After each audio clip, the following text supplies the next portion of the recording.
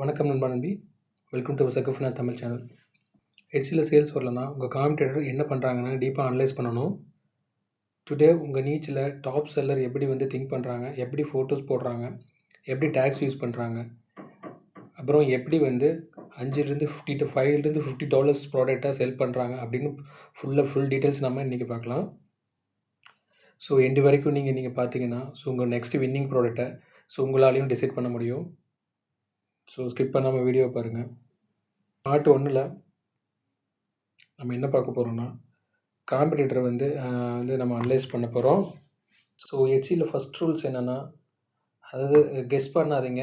So analyse பண்ணுங்கள். இதுதான் நடக்கும், இதுதான் இந்த கரெக்ட் ப்ராடக்ட்டு, இதுதான் ப்ராடக்ட் நல்லா போகலை அப்படின்னு சொல்லிட்டு எதுவுமே கெஸ் பண்ணாதீங்க.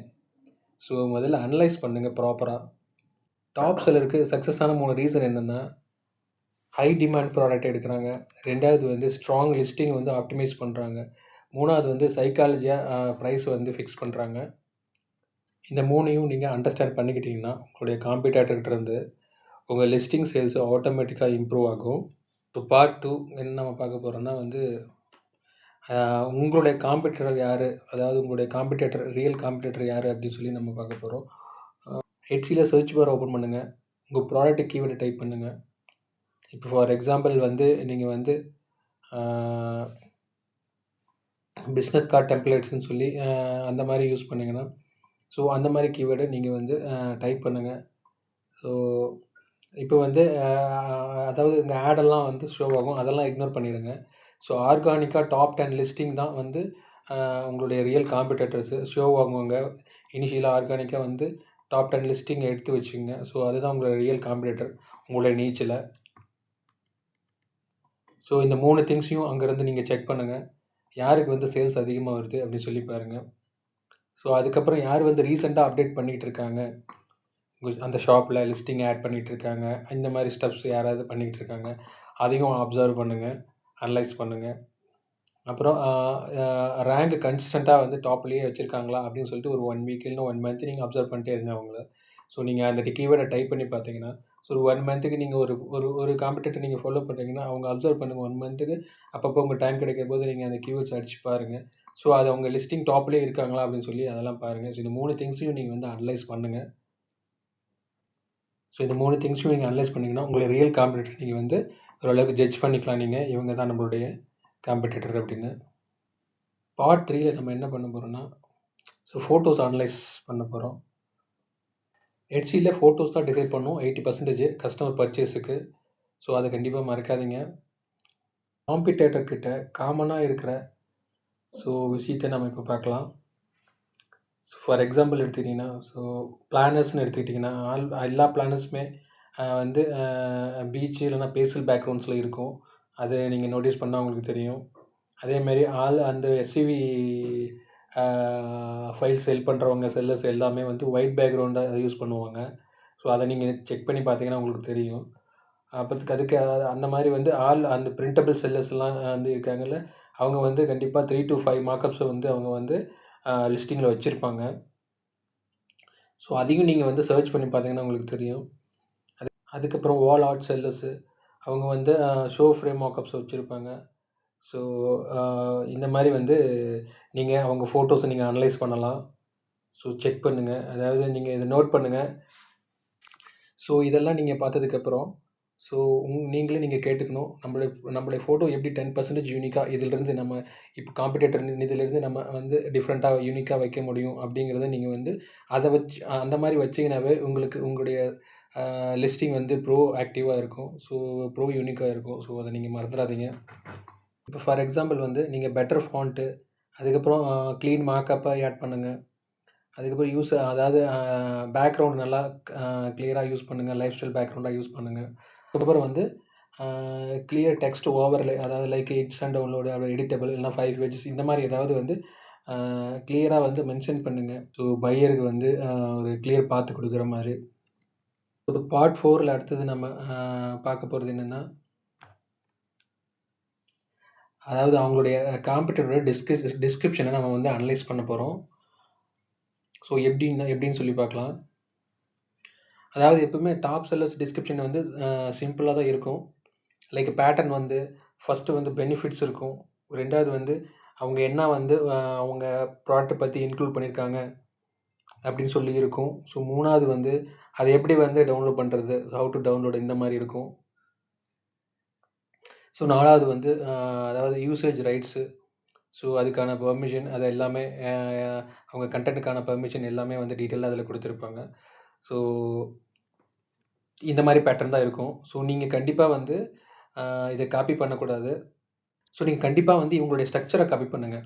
பட் ஆனால் வந்து வேர்ட்ஸ் பை வேர்ட்ஸாக நீங்கள் காப்பி பண்ணக்கூடாது. ஸோ அதாவது நீங்கள் வந்து உங்களுடைய யூனிக் வேவில் வந்து வந்து ரைட் பண்ணுங்கள். பட் ஆனால் ஸ்ட்ரக்சர் அந்த மாதிரி நீங்கள் வந்து பேட்டர்ன் வச்சுக்கோங்க. அதாவது பெட்டர் ஸ்ட்ரக்சர் வந்து உங்களுக்கு மோர் சேல்ஸ், நிறைய சேல்ஸ் உங்களுக்கு கிடைக்கும். ஸோ அதை மறந்துடாதீங்க.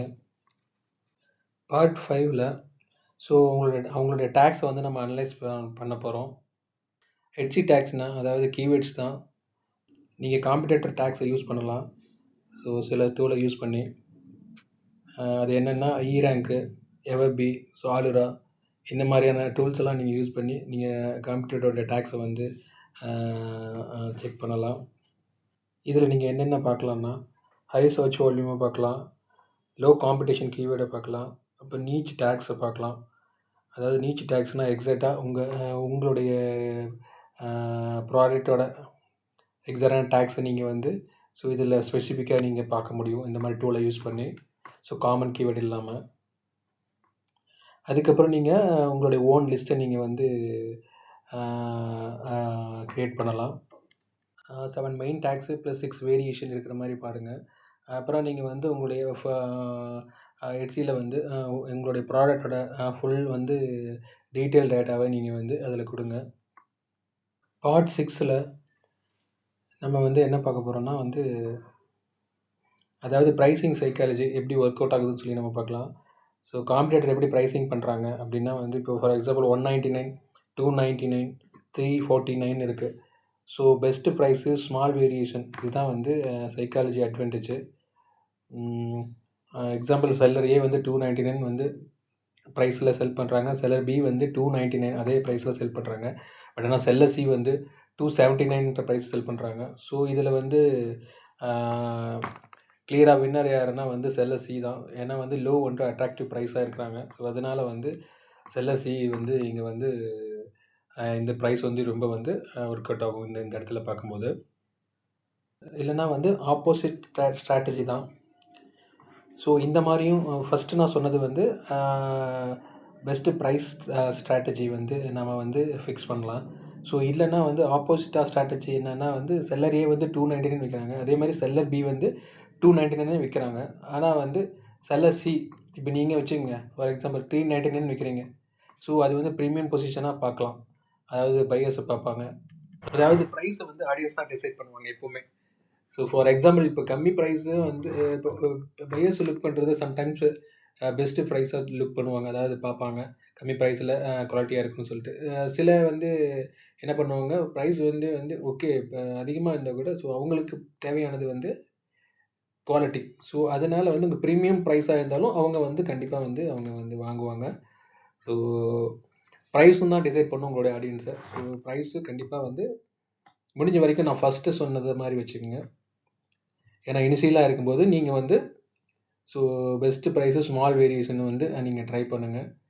ஏன்னா வந்து லைக் நான் என்ன சொன்னேன் 279 சொன்னேன்ல. ஸோ அந்த மாதிரி பாருங்கள். ஸோ ஏன்னா இனிஷியலாக ஷாப் ஆரம்பிக்கும்போது நீங்கள் அந்த ஃபார்முலாவை ட்ரை பண்ணுங்கள். ஏன்னா ப்ரீமியம் பொசிஷனுக்கு நீங்கள் வந்து எப்போ வந்து அந்த மாதிரி ப்ரைஸை ஃபிக்ஸ் பண்ணணுன்னா உங்களுடைய ஷாப் வந்து எஸ்டாப்ளிஷ் ஆகிடுச்சு, நல்லா வந்து நல்லா சேல்ஸ் ஆகுது, உங்கள் லிஸ்டிங் எல்லாமே நல்லா ரேங்கிங்கில் இருக்குது, ஸோ ஆர்கானிக்காக ரேங்கிங்கில் இருக்குது அப்படின்னு நினச்சிட்டிங்க, அது இருந்துச்சுன்னா ஸோ அப்போ நீங்கள் ப்ரீமியம் ப்ரைஸ் பொசிஷனுக்கு நீங்கள் வரலாம். அதாவது ப்ரீமியம் ப்ரைஸை நீங்கள் ஃபிக்ஸ் பண்ணலாம். ஸோ மைண்டில் வச்சுக்கோங்க. பார்ட் 7ல் பெஸ்ட்டு செல்லர்ஸ் யாராவது சொல்லி நம்ம பார்க்க போகிறோம். அவங்களுடைய அதாவது காம்படிட்டருடைய பெஸ்ட்டு செல்லர்ஸ் என்னென்னு பார்க்க போகிறோம். ஸோ அப்படின்னா என்னென்னா வந்து அந்த ஷாப்பில் பெஸ்ட்டு செல்லர்ஸ்னால் பெஸ்ட்டாக வந்து பர்ஃபார்ம் பண்ணுற லிஸ்டிங் தான் நம்ம பெஸ்ட்டு செல்லர்ஸ்னு சொல்கிறோம். ஸோ அதாவது ஈச் ஷாப்பில் வந்து பெஸ்ட்டு செல்லர்னு வந்து டேக்ஸ் வந்து ஹைலைட் பண்ணியிருப்பாங்க. ஸோ நீங்கள் லிஸ்டிங்கில் பார்த்தீங்கன்னாவே தெரியும். ஸோ அதாவது நீங்கள் லிஸ்டிங் ஓப்பன் பண்ணிங்கனாவே உங்கள் அந்த லிஸ்டிங்கில் வந்து பெஸ்ட்டு செல்லர்ஸ்னு அந்த டேக்ஸை போட்டிருப்பாங்க. அந்த ஒரு டேகை வந்து லிங்க் பண்ணியிருப்பாங்க. ஸோ அந்த மாதிரி லிஸ்டிங் எல்லாமே டாப்பாக பர்ஃபார்ம் பண்ணதுன்னு அர்த்தம். அதாவது அதில் எப்படி அனலைஸ் பண்ணுறதுன்னா வந்து அது ஏன் பெட்டர்னு நீங்கள் பார்க்கணும். அந்த லிஸ்டிங் ஓப்பன் பண்ணிவிட்டு நீங்கள் வந்து அனலைஸ் பண்ணுங்கள் உங்களுக்குள்ளேயே.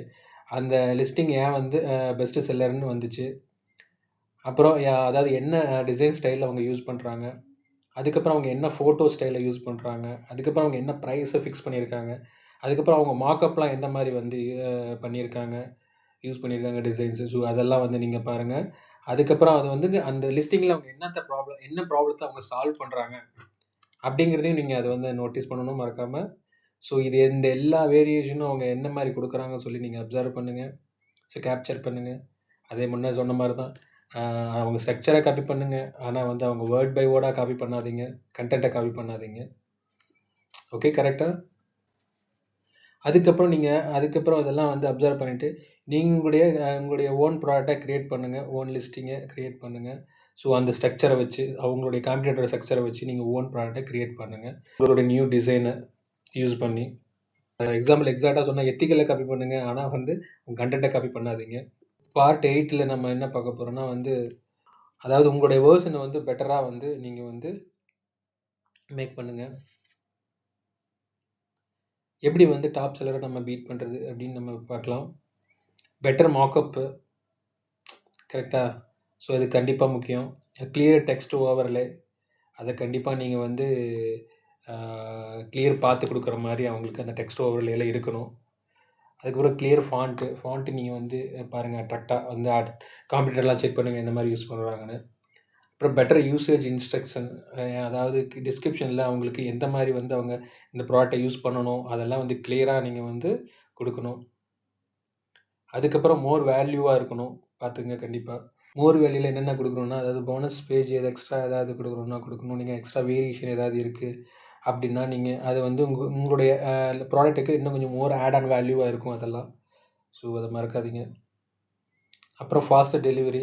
ஸோ ஆப்வியஸ் அந்த டிஜிட்டல் ப்ராடக்ட்டுக்கு ஃபாஸ்டர் டெலிவரி அது அவசியமே இல்லை. ஸோ ஒன்ஸ் பர்ச்சேஸ் பண்ணோடனே அவங்க இன்ஸ்டாண்டாக டெவலப் பண்ணிக்குவாங்க டிஜிட்டல் ப்ராடக்ட் பொறுத்தவரைக்கும். ஃபிசிக்கல் ப்ராடக்டாக இருந்தால் கண்டிப்பாக நீங்கள் வந்து அந்த ஃபாஸ்டர் டெலிவரியை நீங்கள் வந்து மென்ஷன் பண்ணணும், இல்லைனா நீங்கள் ப்ரொவைட் பண்ணணும். உங்களால் எவ்வளோ தூரம் ஃபாஸ்ட்டாக கொடுக்க முடியுமோ அந்தளவுக்கு. ஸோ அதை மைண்டில் வச்சுங்க. மறுபடியும் சொல்கிறேன், ஞாபகம் வச்சுங்க.